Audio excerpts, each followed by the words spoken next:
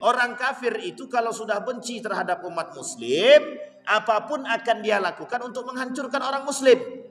Sekalipun harus mendanai siapapun para calon pemimpin demi menghancurkan umat muslim itu sendiri.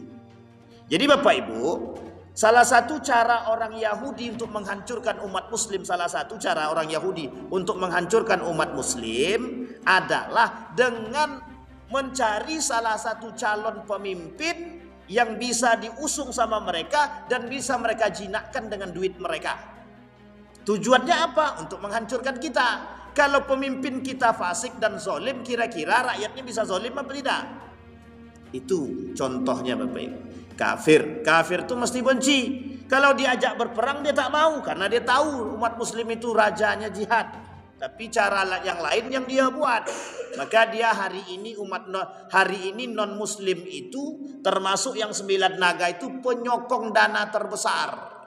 Non muslim dia, kafir dia, penyokong dana terbesar untuk mohon maaf para calon-calon tertentu. Nah, hati-hati Bapak Ibu. Assalamualaikum warahmatullahi wabarakatuh. Terima kasih Pak. Alhamdulillahi rabbil alamin.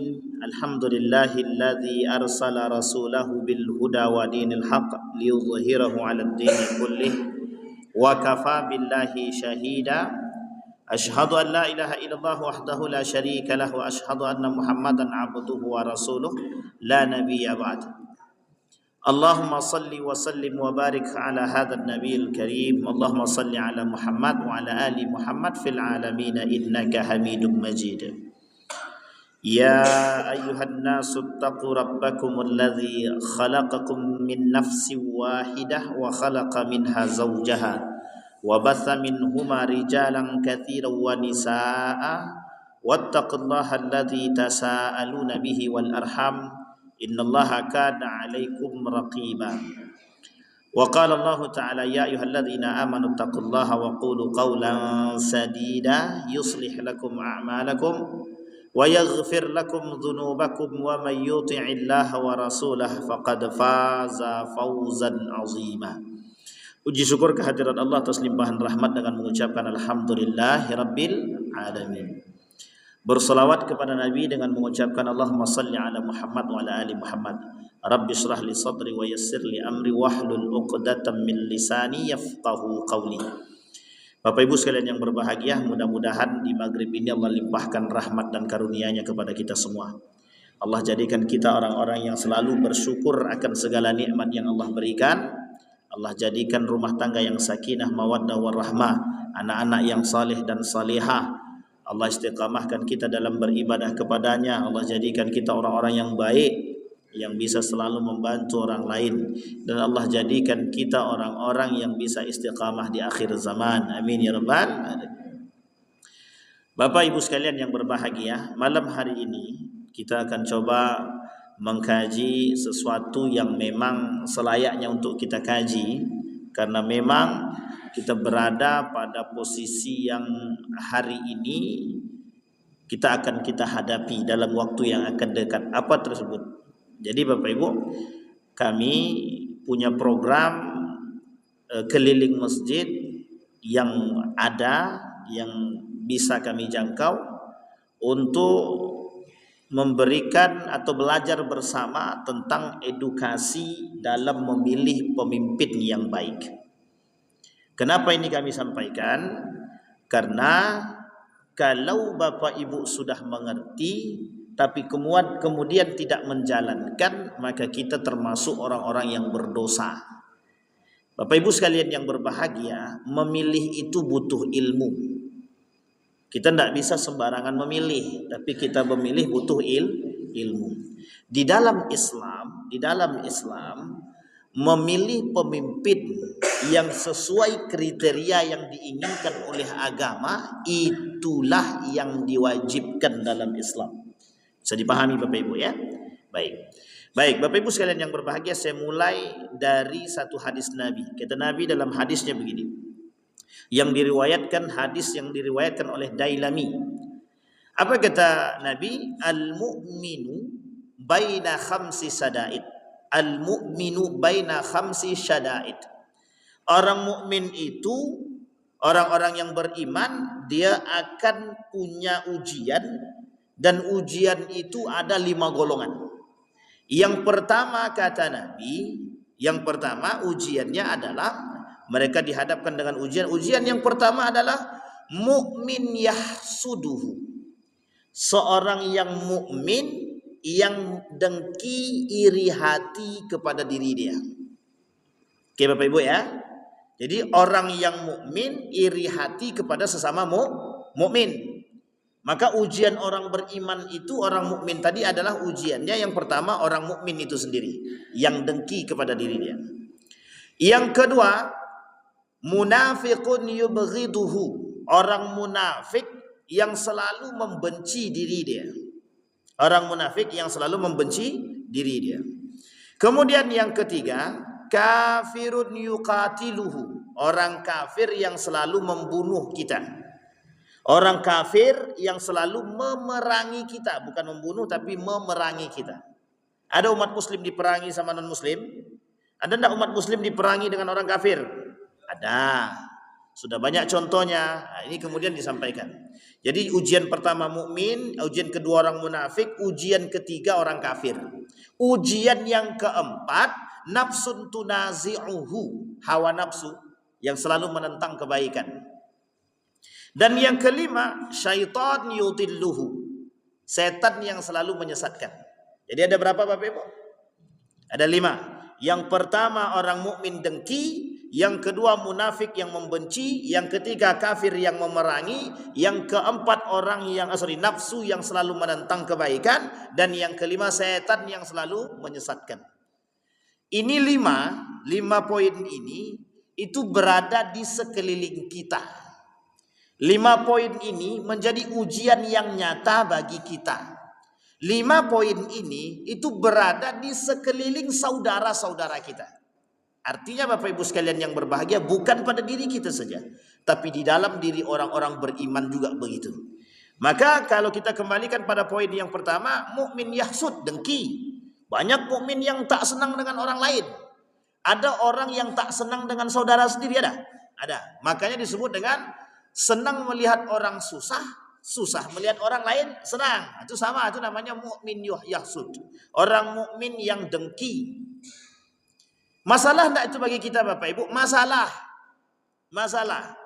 Karena berawal daripada kedengkian itu, maka akan muncul pada kalimat yang kedua kurhun atau bughdun, kebencian. Gara-gara dengki jadi benci. Kemudian poin yang kedua orang munafik. Orang munafik itu bermuka dua, di depan baik, di belakang tidak. Sama, dia membenci karena kebencian. Karena kebencian dia kepada kita, apapun dia perbuat, apapun akan dia lakukan. Kemudian poin yang ketiga kafir. Orang kafir itu kalau sudah benci terhadap umat muslim, apapun akan dia lakukan untuk menghancurkan orang muslim. Sekalipun harus mendanai siapapun para calon pemimpin demi menghancurkan umat muslim itu sendiri. Jadi Bapak Ibu, salah satu cara orang Yahudi untuk menghancurkan umat muslim, salah satu cara orang Yahudi untuk menghancurkan umat muslim adalah dengan mencari salah satu calon pemimpin yang bisa diusung sama mereka dan bisa mereka jinakkan dengan duit mereka.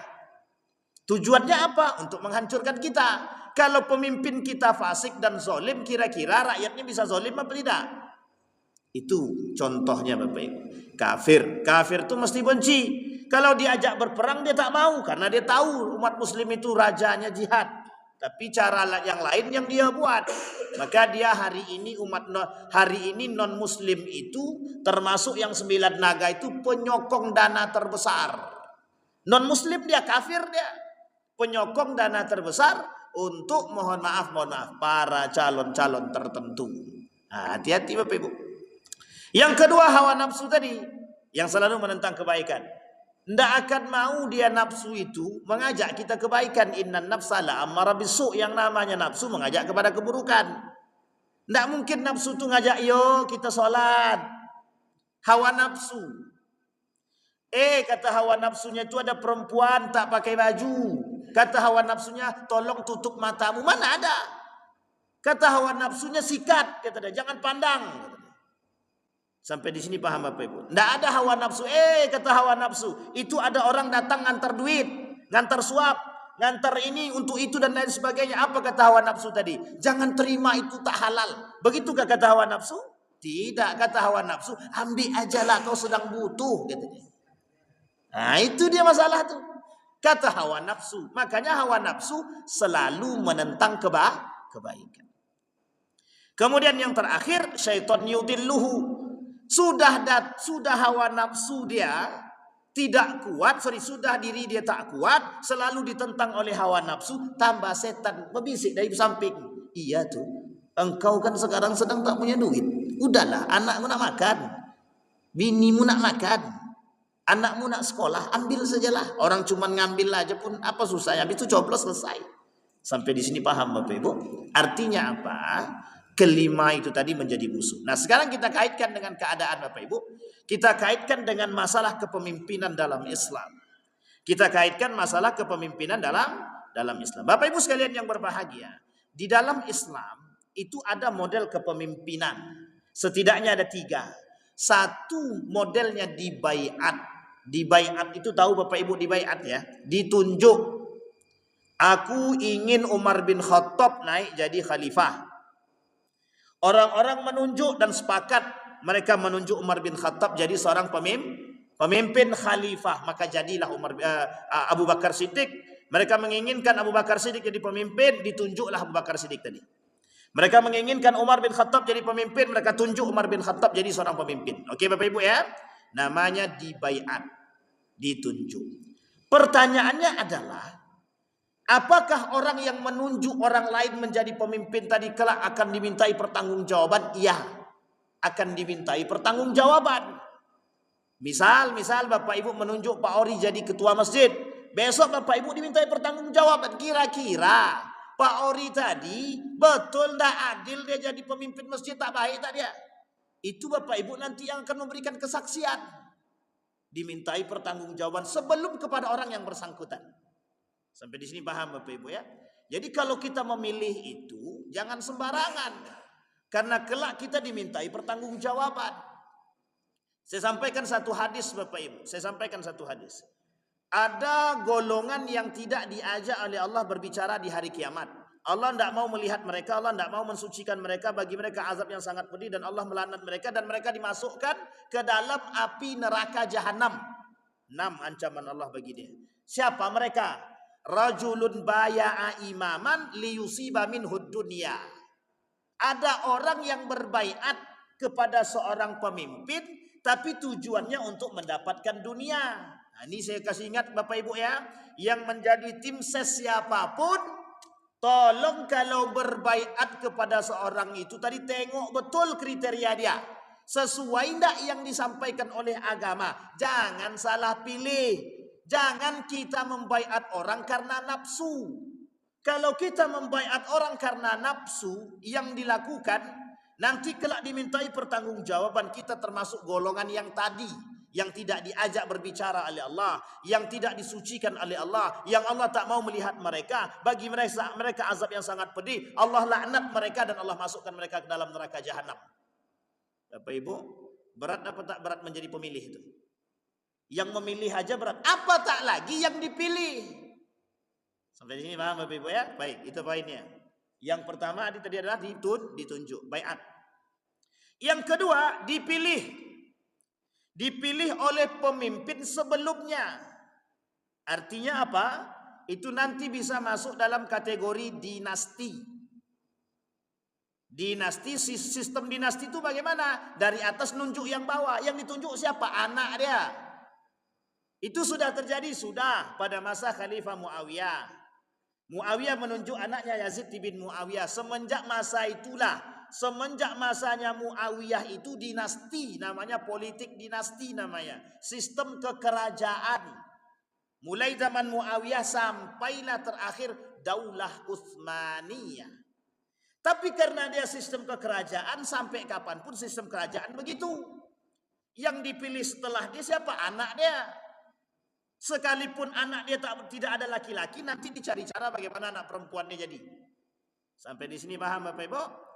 Nah, ini sistemnya dinasti. Maka ada sistem demokrasi mau berubah jadi dinasti. Nah, itu masalah. Harusnya sistemnya itu pemilihan tapi dipaksakan untuk menjadi sistem dinasti kekerajaan. Baik. Yang ketiga, penaklukan. Penaklukan itu misal Indonesia dijajah oleh Belanda. Menang Belanda, maka Indonesia ditaklukkan oleh Belanda. Maka nanti orang Belanda memilih pemimpin. Orang Belanda lah yang menjadi pemimpinnya. Nah, tapi alhamdulillah karena kita sudah menang tak jadi ditaklukkan lagi oleh Belanda. Tapi hari ini kita dijajah bukan lewat itu lagi, tapi kita dijajah lewat pemikiran. Sampai di sini paham Bapak Ibu? Baik.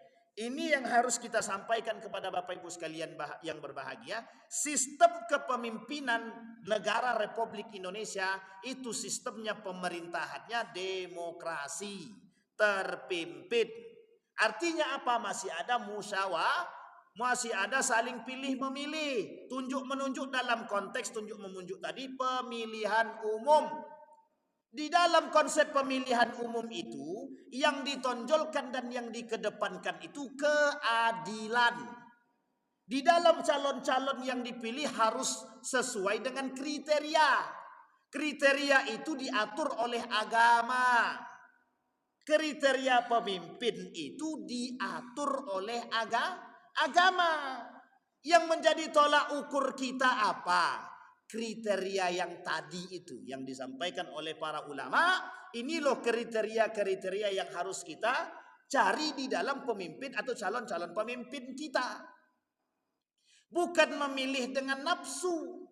Salah satu etika pemilih yang harus kita tanamkan dalam diri kita, satu, bersandarkan pada iman dan hati. Yang kedua itu iman dan hati otomatis agama. Yang kedua bersandarkan pada akhlak. Ini seorang pemilih, ini seorang pemilih. Bukan yang dipilih, seorang pemilih. Apa haruskah kita seorang pemilih itu berakhlak dalam memilih? Harus. Haruskah kita yang memilih ini berdasarkan pada agama, berdasarkan pada iman, berdasarkan pada hati? Iya. Jangan berdasarkan pada nafsu. Ustadz kami memilih dia itu Pak Ustadz karena dialah yang sering kasih kami duit. Meskipun dia tak sholat, meskipun dia korupsi. Tidak bisa begitu Bapak Ibu, itu kaidah yang salah. Sampai di sini paham Bapak Ibu ya? Itu kaidah yang salah. Kenapa kita katakan kaidah yang salah? Karena kaidah yang benar di dalam agama Islam itu, di dalam aturan agama kita, yang menjadi tolak ukur calon pemimpin itu dipilih, paling tidak nanti ada 6 hal. Nanti kita sampaikan. Itu harus ada. Kalau memang ada pada diri dia, pilihlah. Yang dilarang oleh agama, satu, tidak boleh, hukumnya haram, memilih pemimpin kafir. Sudah disebutkan dalam surat Al-Maidah dan dalam surat-surat yang lain. Haram memilih pemimpin kafir. Sudah jam 7 aja. Sebentar lagi. Yang kedua, haram memilih pemimpin zalim. Pemimpin zalim haram. Nanti kita sampaikan kriterianya Bapak Ibu. Yang ketiga, haram memilih pemimpin munafik. Yang keempat, haram memilih pemimpin fasik. Ulama Syam sepakat Yazid ibn Muawiyah, anak daripada Muawiyah ibn Abi Sufyan, itu fasik. Bahkan ada yang mengatakan sesat dan ada yang mengatakan kafir. Ulama berbeda pendapat tentang Yazid ibn Muawiyah. Ada yang mengatakan kafir, sesat, satu lagi ada yang mengatakan fasik. Tapi ada sebagian besar para ulama mereka mengatakan, lebih tepatnya mengatakan Yazid bin Muawiyah itu fasik. Sekarang kita urai Bapak Ibu satu-satu. Kalau orang kafir kita tahu kan kriterianya Bapak Ibu, mesti dia bukan orang Islam. Ada pernyataan begini, ini ingat pernyataannya. Lebih baik dia kafir tapi dia bagus, tapi dia baik, daripada muslim tapi dia tidak baik. Sampai di sini paham Bapak Ibu? Tolong orang-orang muslim yang masih menggunakan kaidah ini itu orang muslim yang munafik. munafik. Apapun itu, mau dia kafir baik, dia sebaik-baik kafir mati masuk neraka. Sebaik-baiknya kafir mati masuk neraka, kecuali dia mati dalam keadaan berislam. Maksudnya syahadat dia, taubat dia, mu'allaf dia, itu lain cerita, jelas tidak kafir lagi. Seburuk-buruk dia muslim, mati dia tidak mati dalam keadaan kafir, dia mati tetap masuk surga. Jadi tidak ada kaedah lebih baik kami memilih pemimpin kafir tapi baik daripada muslim tapi tak baik. Yang paling baik itu cari pemimpin muslim dan baik, itu yang paling baik. Itu tuh yang tak ada, Ustaz. Nah, itu masalah tuh memang. Bukan tak ada. Kenapa tak ada? Karena kita diam. Kenapa tak ada? Karena kita tak mau. Kalau kita mau banyak, bukan tak banyak, banyak. Baik Bapak Ibu sekalian yang berbahagia. Sampai di sini paham Bapak Ibu? Nomor 1, pemimpin kafir. Boleh kita memilih pemimpin kafir? Ya ayyuhalladzina amanu la tattakhidul yahud walad nasara awliya. Jangan kalian jadikan orang Yahudi atau Nasrani itu pemimpin. Jangankan pemimpin, kawan setia saja tak boleh, apalagi pemimpin, kata Al-Maraghi. Kata Ibnu Katsir diartikan aulia itu teman setia, tak boleh. Teman setia saja tak boleh, apalagi pemimpin. Sampai di sini paham Ibu-ibu? Bapak Ibu paham ya? Poin yang kedua, orang zalim. Bolehkah kita memilih pemimpin zalim? Tak boleh, haram hukumnya. Memilih pemimpin zalim, hukum dia haram. Ustaz, dia kan muslim. Memang dia tidak sholat, Ustaz. Memang dia tidak puasa. Memang dia tidak, pokoknya dia tidak baik dengan terhadap Islam. Tapi dia kuat, Ustaz. Kami dikasihnya makan terus. Ambillah makan tuh. Tak masalah. Nanti kelak di hari kiamat pertanggungjawabannya masing-masing. Pertanggungjawabannya masing-masing. Sampai di sini paham Bapak Ibu? Orang zalim diberikan kewenangan, diberikan ruang, maka semakin berbuat zalim. Hari ini kita dikasih makan, besok kita diinjak. Itu orang yang zalim. Karena apapun mereka akan melakukan kezaliman. Kemal Ataturk itu bukan pemimpin zalim. Bukan zalim itu. Zalim banget. Dia zalim kepada siapa? Dia zalim kepada agama Allah. Dia zalim kepada siapa? Orang saleh, alim, ulama. Dia zalim kepada siapa? Dia zalim kepada masyarakatnya. Apa kezaliman dia? Banyak kezalimannya. Yang menentang bunuh. Yang tak sejalan dengan aturan dia tolak. Orang-orang miskin dimiskinkan. Dimiskinkan terstruktur. Jadi kalau ada pemimpin yang sengaja membuat kemiskinan itu terstruktur, memang sengaja masyarakat dia dimiskinkan, mohon maaf, tujuannya adalah kalau miskin mereka tinggal kasih duit mereka oke. Artinya apa? Itu menjadi sebuah karakter. Kalau sudah dimiskinkan sama mereka, apapun perkataan pemimpin, baik salah maupun betul, tetap akan diikuti. Tetap akan diikuti. Sampai di sini paham Bapak Ibu? Itu teori yang mereka berikan oleh kaum Yahudi. Kata kaum Yahudi, seperti itu caranya kalau pengen punya banyak pengikut. Akhirnya apa yang terjadi? Kezaliman itu semakin nampak. Orang korupsi, misal pemerintah dia korupsi.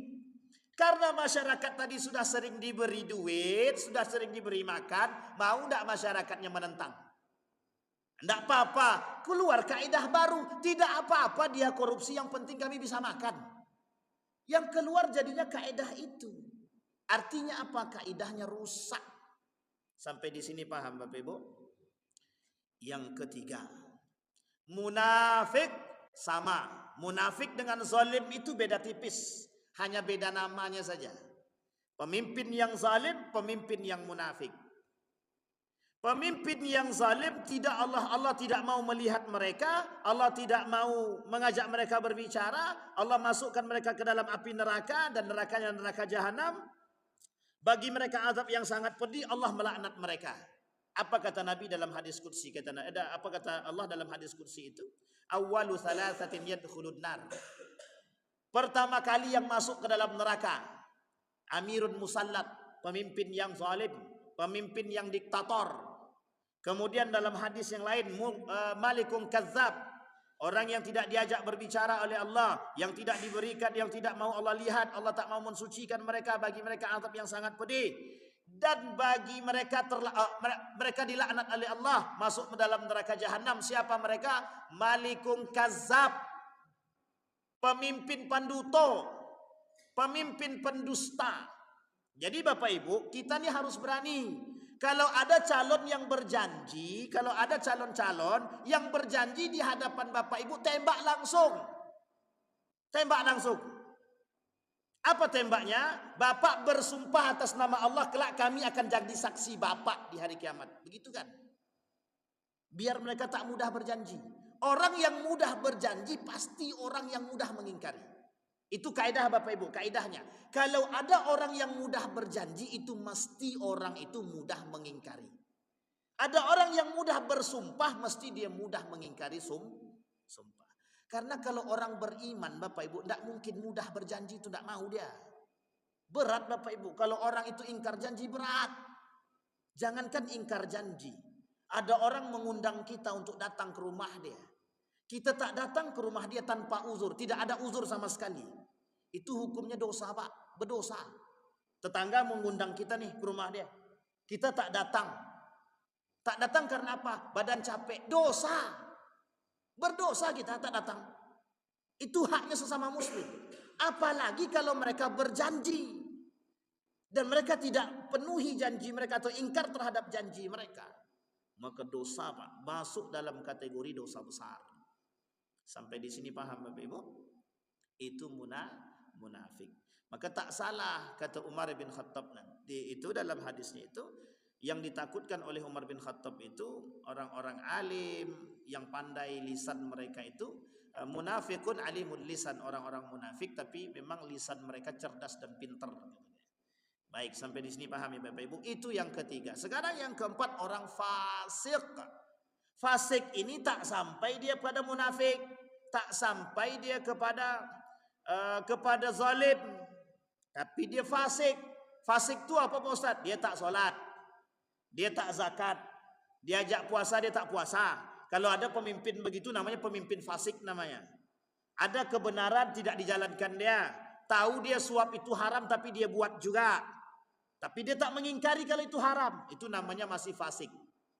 Kalau ada pemimpin tahu dia suap itu haram tapi dia lakukan suap, berarti tandanya dia fasik. Ada dia pemimpin tahu suap itu haram tapi diingkari, dia kata dia suap itu tidak haram, itu munafik namanya. Tahu perbedaannya Bapak Ibu ya? Fasik dan munafik tahu? Tapi kata para ulama, orang munafik itu mesti fasik. Orang fasik belum tentu munafik. Sekarang bagaimana hukum memilih pemimpin fasik? Ulama berbeda pendapat. Yang paling kecil itu mengatakan makruh, dan yang lain mengatakan haram, yang lain mengatakan haram. Pertanyaannya Pak Ustadz, semua permasalahannya Pak Ustadz, semua calon ini fasik semua gitu. Nah, ini yang masalah kita Bapak Ibu. Semua calon ini semuanya fasik Pak Ustadz. Sholat jarang, ke masjid apa tak lagi, menyamperi orang tidak, sok puasa kadang-kadang. Itu bagaimana Pak Ustadz? Nah, sehingga muncul kaidah Bapak Ibu, yang paling sedikit kefasikannya. Jadi Bapak Ibu, misal ada calon 4 orang calonnya. Keempat-empatnya fasik, Maka yang kita pilih Bapak Ibu, yang paling sedikit kefasikannya. Atau semuanya sedikit fasiknya Pak Ustaz.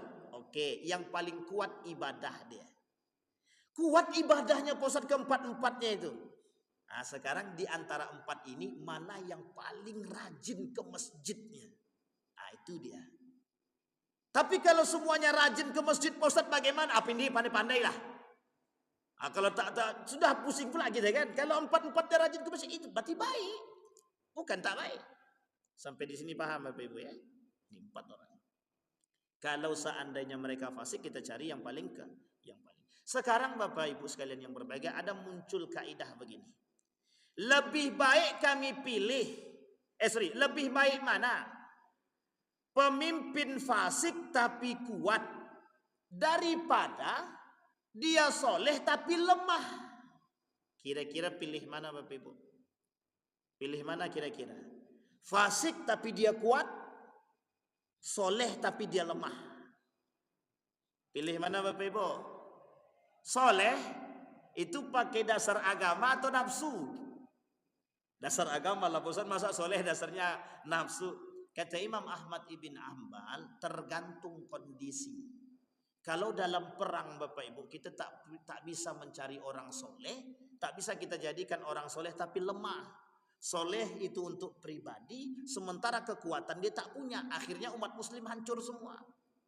Kalau ini ada pilihan, tapi kita berharap yang ada pilihan itu soleh tapi kuat. Itu yang kita butuhkan.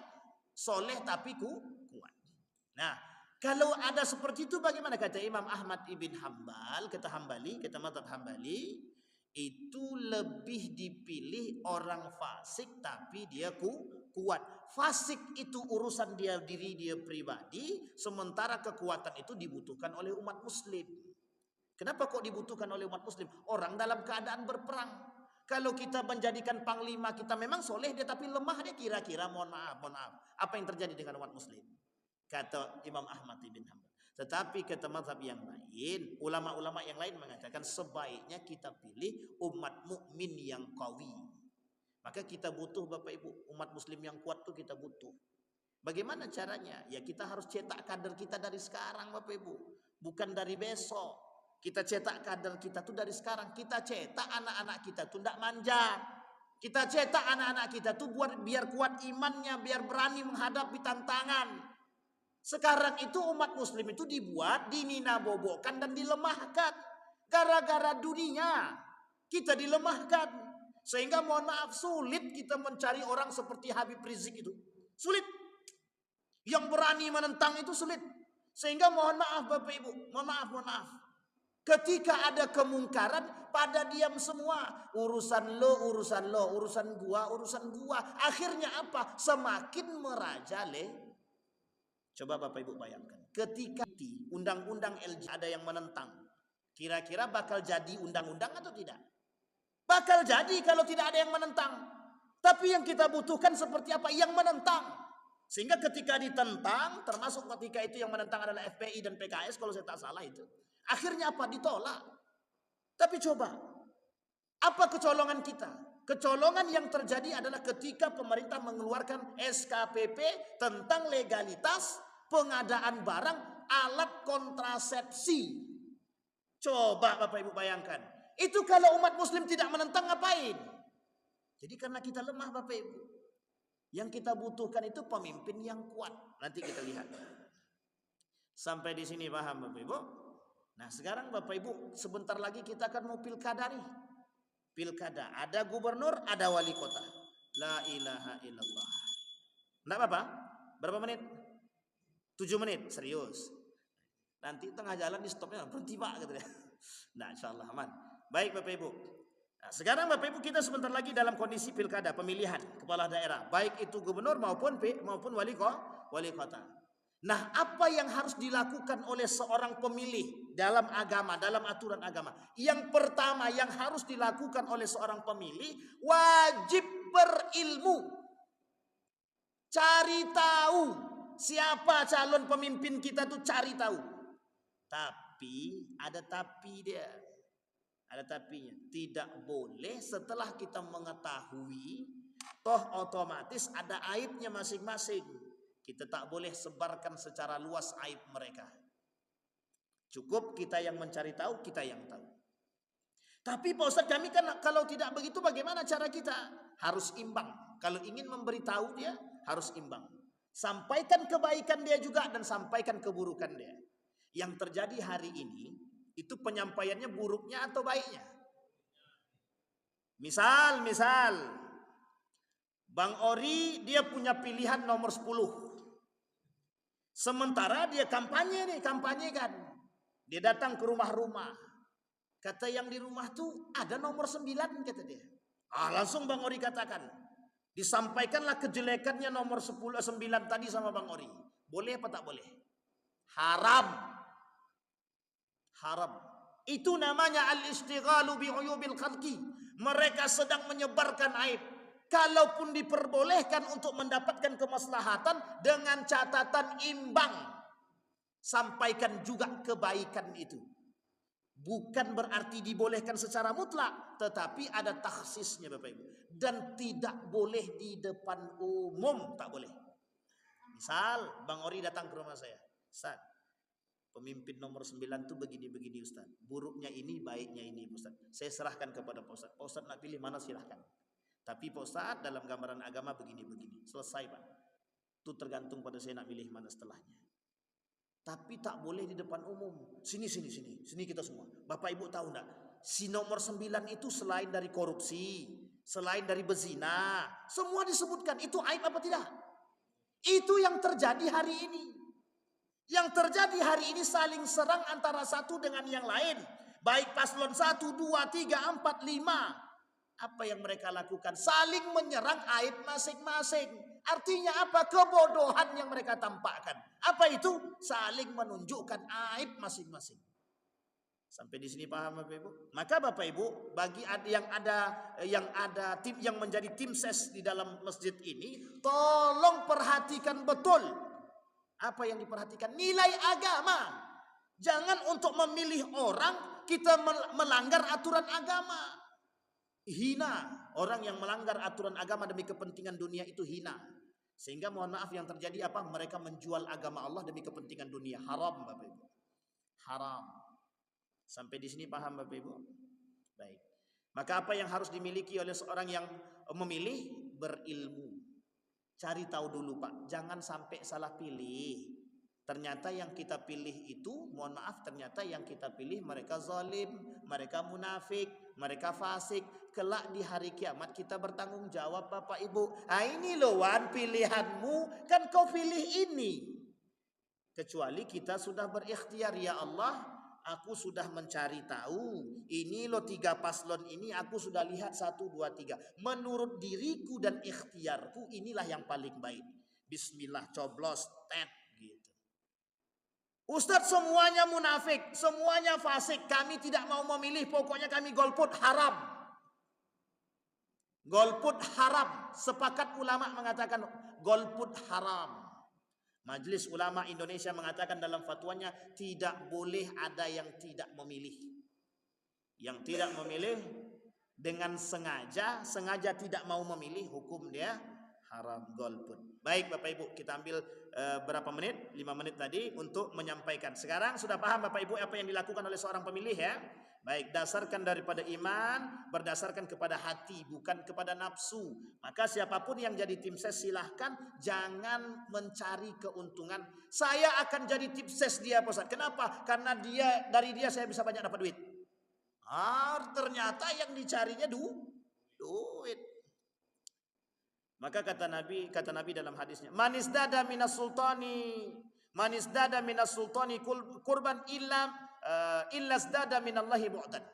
Orang yang mendekat kepada penguasa, orang yang mendekat kepada calon pemimpin demi kepentingan dunia, maka sesungguhnya dia sedang menjauhkan diri dia daripada Allah. Oke Bapak Ibu ya. Baik, sekarang Bapak Ibu, adakah pemimpin yang ideal di dalam agama? Ada. Al-Ahkam Sultaniyah Mawardi dalam kitabnya Al-Ahkam Sultaniyah mengatakan begini.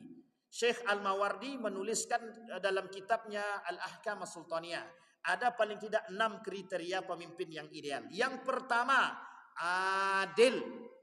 Bukan adil pada orang saja, tapi dia harus adil pada diri dia sendiri termasuk keluarganya. Sama orang baik, sama anaknya tak baik, itu tak adil. Paham Bapak Ibu ya? Apa maksudnya adil terhadap diri sendiri? Kerja keras dia, betul baik dia, tapi ternyata tak sholat dia, itu ternyata tidak adil pada diri sendiri. Oke Bapak Ibu ya, kalau ada pemimpin tidak sholat, tidak puasa, tidak zakat, dia sedang tidak adil pada diri dia sendiri. Dan dia sedang tidak adil pada agama. Oke Bapak Ibu ya, dan dia termasuk pengkhianat agama. Pertama. Yang kedua, berilmu. Harus berilmu, pemimpin harus berilmu. Kalau pemimpin tidak berilmu, muskilah, masalah. Yang ada kebijakan yang muncul, kebijakan-kebijakan yang bodoh. Apa contohnya kebijakan-kebijakan yang tidak baik tadi? Legalitas semuanya mau disahkan. Nah, ini masalah Bapak Ibu. Besok apa namanya itu? Prostitusi online halal. Khamar halal. Nih seperti yang baru-baru ini terjadi. Apa yang baru-baru ini terjadi? Keluar diprotes mentah-mentah sama siapa? Majelis Ulama Indonesia. Apa itu? Bir, kamput, DLL, minuman keras itu di salah satu tempat dituliskan label halal. Oh, kurang ajarnya itu Bapak Ibu. Itu parah itu. Itu bisa kecolongan atau gimana? Enggak tahu kita. Kalau sempat ada kebijakan begitu, itu muskilah Bapak Ibu. Baik. Tapi berilmu dengan seperti apa Pak Ustadz? Berilmu dan beriman. Bukan berilmu saja. Orang pintar banyak, orang tak beriman sedikit. Kalau cuman berilmu saja tanpa iman, mesti bobrok. Jelas kebijakannya berlandaskan hawa nafsu. Tapi kalau berdasarkan pada iman, aman insya Allah.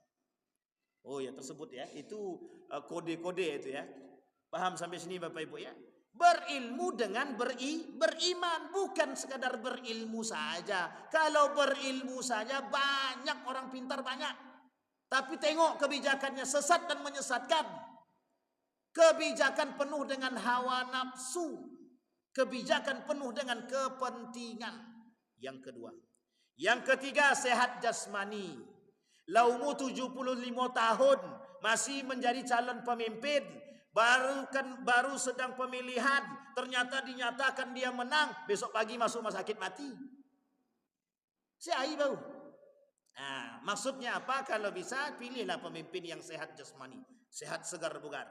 Itu kalau yang dimaksud sehat jasmani itu apa? Bukan hanya sekedar jasmani, tapi juga harus sehat rohani. Rohani, jasmani dan rohaninya harus sehat. Ini kalau cuman jasmani saja sehat, rohani tak sehat, muskilah itu Bapak Ibu, masalah nanti. Baik. Yang keempat, normal, tidak cacat, tidak patah kaki, tidak patah tangan, tidak buta, tidak tuli.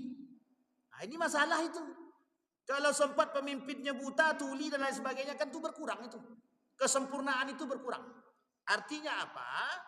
Itu mesti ada nanti akan disebabkan menjadi masalah. Kita berharap pemimpin itu normal. Maksud normal di sini secara anggota tubuh. Kelima, bijaksana. Ini yang kita butuhkan Bapak Ibu, bijaksana. Sehingga kebijakan yang muncul itu kebijakan baik. Kenapa kita butuhkan kebijaksanaan? Satu, kita ambil contoh. Kebijakan keagamaan hari ini lebih menguntungkan non-muslim daripada muslim. Adil atau tak adil? Bijaksana atau tidak bijaksana? Tidak bijaksana. Masa toa saja pemerintah ikut campur, ngaji tak boleh pakai toa luar, azan tak boleh pakai toa kenceng-kenceng. Ini masalah itu Pak. Itu tidak ada kebijakan kalau begitu. Kami pengen adanya toleransi Pak Ustadz. Biar mereka itu bisa tidur dengan nyenyak dan non-muslim yang tinggal di sekitar itu tidur dengan nyenyak. Pak, salah. Non-muslim itu sengaja menunggu azan dan sengaja menunggu orang ngaji. Orang non-muslim senang mendengarkan Al-Quran, senang. Dari 100%, dari 100 orang yang diteliti, 90 orang senang mendengarkan Al-Quran dan azan. Cuman 10 yang tidak. Ingat itu Bapak Ibu. Jangan buat kebijakan yang menguntungkan satu pihak tapi tak menguntungkan pihak yang lain. Ini terjadi kata Bung Hatta dalam kitabnya dalam bukunya Bung Hatta dan bukan Bung Hatta, dalam bukunya Muhammad Nasir disebutkan itu. Apa kata Muhammad Nasir? Buatlah kebijakan yang kedua-duanya menguntungkan. Nah, terakhir Bapak Ibu, yang terakhir yang keenam. Yang keenam adalah keberanian. Sekarang pertanyaannya Bapak Ibu, ada anak pemimpin yang kita butuhkan tuh pemimpin yang berani. Berani menutup doli atau berani menutup prostitusi, berani menutup prostitusi online, berani menutup judi online, berani menutup game online. Ini semuanya situs porno ditutup, tapi kuncinya diberikan. Situsnya ditutup, tapi kuncinya diberikan. Kira-kira nyuruh ngapain? Sampai di sini paham Bapak Ibu? Perzinahan diharamkan, tapi kondom diberikan. Sampai di sini paham Bapak Ibu? Sampai di sini paham Bapak Ibu? Baik. Para koruptor itu banyak. Bos narkoba tuh ada. Kenapa mereka tak berani? Karena apa? Minuman-minuman terlarang harus berani kita tutup. Kalau perlu jangan ditutup, jangan biarkan dia masuk. Itu yang paling penting. Kita ambil contoh. Masih ada enggak warung yang jualan khamar itu? Masih banyak. Pertanyaannya adalah, terlarang enggak khamar itu? Terlarang. Bagi siapa? Bagi semuanya. Kenapa enggak ditutup tadi? Karena ini Bapak Ibu. Apa ini namanya? Ada piti masuk. Baik, yang terakhir, berani tidak pemerintah menutup barang-barang Israel? Tak akan berani. Kenapa tak berani? Beraninya cuman boikot. Tapi kenapa tak berani? Jangan berikan izin masuk. Nah, itu yang paling penting, Pak. Kan tak berani. Ada kasus, ada contoh. Apa contohnya? Kenapa pemerintah tidak berani menetapkan hukum mati bagi para koruptor? Kenapa Bapak Ibu? Alasannya sederhana. Karena banyak pelaku koruptor. Jadi kalau dieksekusi mati semua. Sampai di sini paham Bapak Ibu? Nah, baik Bapak Ibu sekalian yang berbahagia, pas berbunyi bel yang kedua.